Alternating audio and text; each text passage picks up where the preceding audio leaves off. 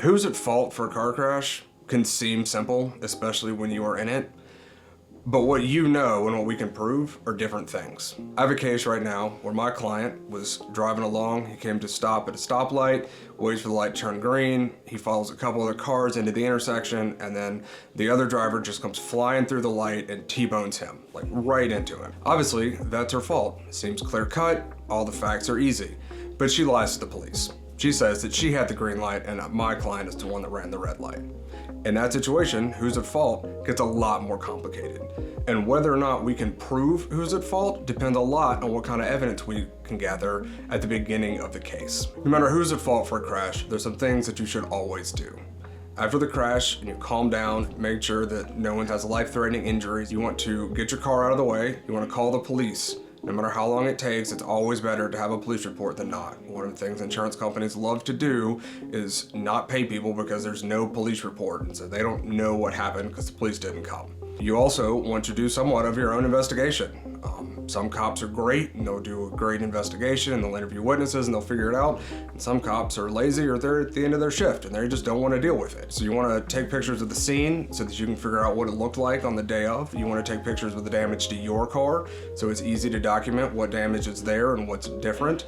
You also want to take pictures of every other car involved so you can show where their damage is. Try to get the names and contact information for any witnesses that might have seen the crash. Having a neutral third party being able to come in and tell what happened makes it a lot easier when both parties are saying that they had the green light or both parties are saying the other one ran the stop sign. If you've got an independent witness, then all of a sudden it's a lot easier to prove what actually happened no matter who's lying about it. What do you do if you're at fault? What if you're the one that caused the crash? People have accidents all the time. I've caused a crash in my life as well. It's not anything anybody wants to do, but it does happen. There's some things that you should do. Again, it's always a good idea to call the police, make sure you get a police report. You want to report the accident to your insurer as soon as you can, because the sooner you do it, the sooner the insurance company can start the claim and handle it and making sure that it's handled as well as it can be. You also want to, again, gather the evidence. It's a good idea to take pictures, get witness statements, figure out who the witnesses are, do all that sort of stuff. The two most important things are to make sure that everyone's okay and to report it to the insurance company. That's what you really want to do if the accident is your fault. In a lot of cases, determining who's at fault for a crash can be really complicated. And one of the things I always tell my clients is law is a lot like the quote from Training Day. It doesn't matter what you know, it matters what you can prove. And the easiest way to make sure that we can gather the evidence we need to prove your case is for you to call us early so that we can get involved and make sure that we're doing the investigation we need to make sure that you get the outcome for the case that you deserve.